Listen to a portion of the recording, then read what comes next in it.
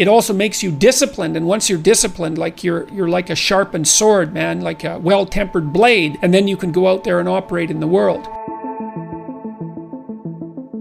The reason that discipline is necessary is because you're a mass of competing short-term interests. And so the question is then, well, which short-term interests should win out? And the answer to that is none of them. They need to be organized into a hierarchy that makes them functional across time and across individuals. So like a 2-year-old is very likely to act out his or her proximal impulse. But of course, a 2-year-old can't survive in the world. You have to bring your primary instincts, let's say, under the regulatory structure of a higher order value system that allows them to manifest themselves without undue mutual sacrifice across large spans of time in the presence of large numbers of other people. So that requires a very sophisticated ordering.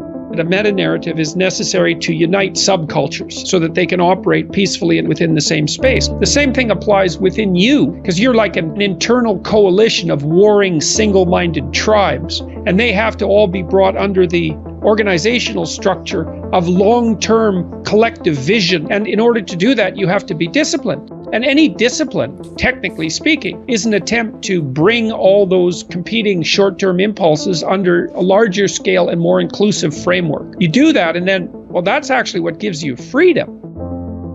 If you're going to mess around with very complicated and dangerous matters, you should really put your life together. We also know that the higher your conscientiousness, the lower your neuroticism. Conscientiousness does seem to keep neuroticism in check. And so I would say, and have said this to many people, clean your room, organize your life, get a routine, get up every day at the same time, go to bed at the same time, establish disciplined habits. That will help a lot. A schedule, and here's how to use a schedule. Use a calendar, but don't use it as a tyrant. You want to use your calendar as if it's your confidant and advisor. And what you want to do is use the calendar, sit down, open the calendar and think, okay, well, here's what I'm going to do. I'm going to design a week of days that I would really like to have. What that would mean is that you would schedule things that you would consider meaningful and productive, on a daily basis, so that you feel that your life is justified by having a day like that, and also to schedule enough of your responsibilities so that you make progress day by day instead of falling farther behind. Generally, you should approach it as if this is something that will help you get what you want. You have to figure out what you want. And then you have to figure out how to decompose what you want into actionable steps.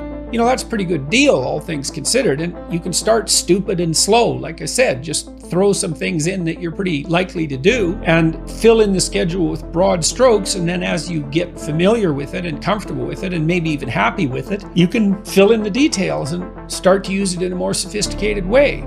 And what that'll do is, it doesn't directly affect your neurophysiology, but you react to uncertainty and the unexpected with more physiological preparedness and more expenditure of energy than the typical person. And so what you want to do is organize your surroundings, because it's a lot easier to organize your surroundings, at least to begin with, than it is to do radical reconstruction on your fundamental temperament. Generating a view of your life that consists of valued goals that you want to attain, and then steps by which those might be attained. Well, then you can ally that with a schedule, and then not only do you know what you're doing, you know that what you're doing is moving you towards something you want, and that's rewarding.